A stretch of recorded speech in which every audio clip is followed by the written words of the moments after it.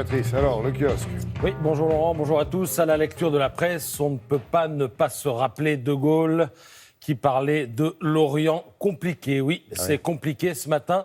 Jusqu'à la une de l'équipe de l'Est républicain ou du courrier Picard qui titre sur les malheurs des Bleus tenus en échec par les Turcs hier soir au Stade de France, malgré un but d'Olivier Giroud, qualif à la place de la qualif. Oui. S'amuse l'équipe.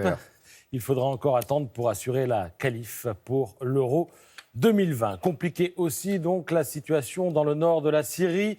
Il y a de quoi s'y perdre. Voyez ces deux unes. Entre Turcs et Syriens, les Kurdes sont perdants, titre la Nouvelle République, suggérant que les Syriens et les Kurdes sont fâchés, ce qui est vrai.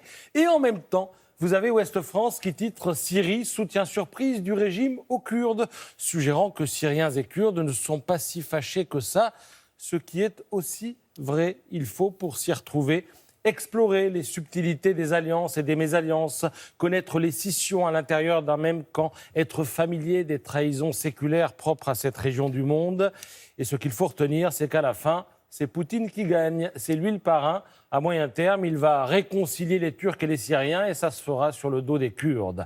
La Russie a de très bonnes relations commerciales avec la Turquie et n'a donc aucun intérêt à s'opposer à Ankara. Par ailleurs, il lui importe de stabiliser la région pour maintenir ses bases maritimes en Syrie. Lirez-vous dans l'Humanité. Alors tout ça, disais-je, va se faire sur le dos des Kurdes, mais aussi sur le nôtre. Dans le Figaro, le ministre des Affaires étrangères parle cash. 5 ans de combat contre Daesh sont remis en cause. Et dans la Croix, c'est le général Trinquant qui prévient. On vous dit que dans les camps kurdes, il n'y a que des épouses et des enfants de djihadistes, mais ils sont extrêmement endoctrinés. Ce sont des bombes à retardement. Et on peut compter sur le machiavélique Bachar al-Assad pour les utiliser dans l'optique de retrouver une pleine reconnaissance internationale. Et puis, pour en finir avec l'Orient compliqué, un détour par le Maroc. Libération titre sur les hors-la-loi du régime chérifien. Hors-la-loi pour cause d'homosexualité, d'avortement ou de concubinage. Laurent Geoffrin s'en émeut dans son édito.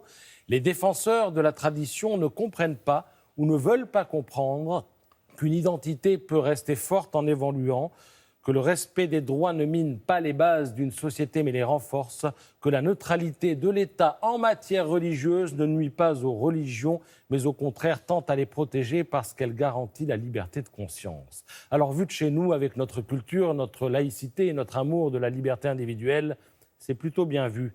Mais il y a un os.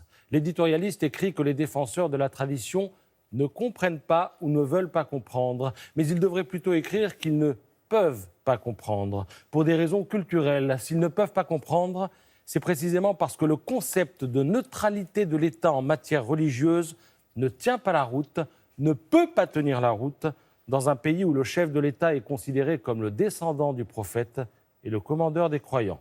Alors après, qu'il y ait dans ce formidable pays qu'est le Maroc des personnes pour faire progresser les libertés individuelles, c'est heureux, mais ces personnes sont pour l'instant minoritaires et il s'agit souvent de gens émancipés depuis belle lurette de la religion dont ils n'observent pas ou très peu les préceptes. Voilà, je le dis à toutes fins utiles.